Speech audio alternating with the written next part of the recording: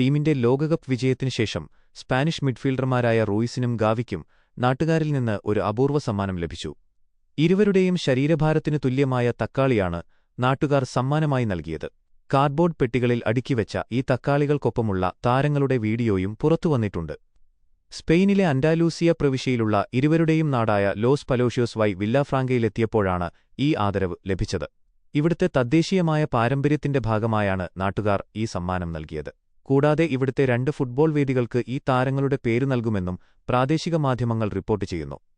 Loss പലാസിയോസിലാണ് Reus തന്റെ football career ആരംഭിച്ചത്. എന്നാൽ ഗാവി കുട്ടിക്കാലത്ത് കളിച്ചിരുന്നത് ലാരാ ബാലോബിയയിലായിരുന്നു. മാഡ്രിഡിൽ ടീമംഗങ്ങൾക്കൊപ്പം നടന്ന വിജയാഘോഷങ്ങൾക്ക് ശേഷമാണ് താരങ്ങൾ നാട്ടിലെത്തിയത്. മാഡ്രിഡിലെ തെരുവുകളിൽ ലക്ഷക്കണക്കിന് ആളുകളാണ് ടീമിനെ വരവേൽക്കാൻ കാത്തുനിന്നിരുന്നത്. ഇതിനു പുറമെ സ്പാനിഷ് രാജാവ് ഫിലിപ്പെ ആറാമാനും ടീമിനായി പ്രത്യേക സ്വീകരണമൊരുക്കിയിരുന്നു.